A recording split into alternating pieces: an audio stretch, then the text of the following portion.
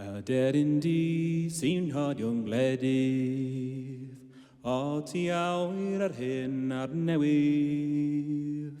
roedd wedi gyngor i fechgenyn, sydd yn cerio esgwyll y blwyddyn.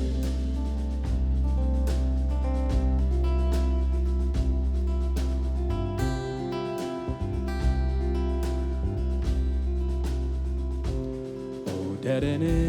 bach gen i'w nghyndo, cael gwybod beth sydd yn ddyflino, pa un ar byd sy'n troi'n dy erbyn,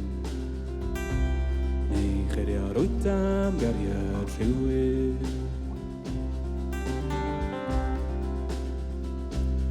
O nid y byd sy'n troi'n fy erbyn, na chyrio'r wyf am gariad un di, ond gweld y mercher glan yn pyllu, disgwn i ble i droi i gari, a roedd e di gyngor i mi, aderyn di, aderyn di.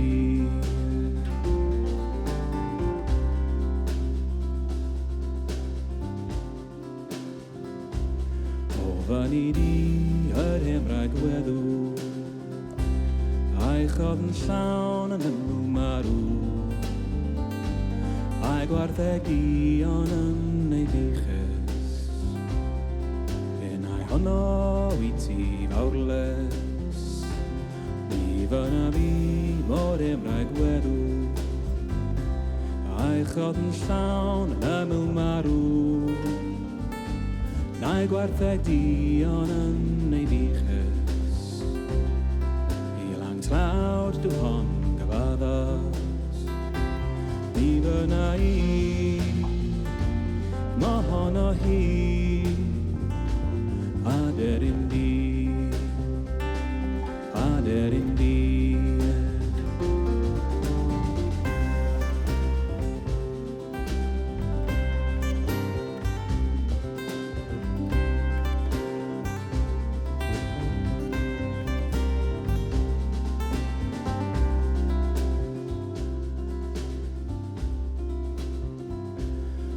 Fan i di y ferch a ddwsmo, sydd yn gangen lawen dirio,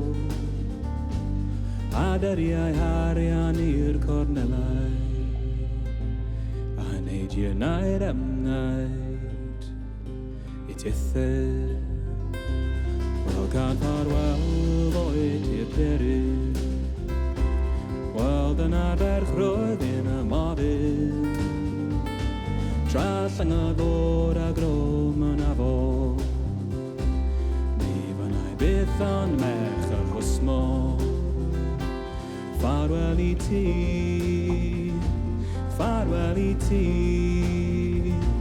aderyn di, aderyn di, ffarwel i ti,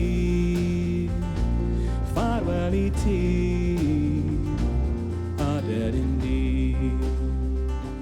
aderyn di.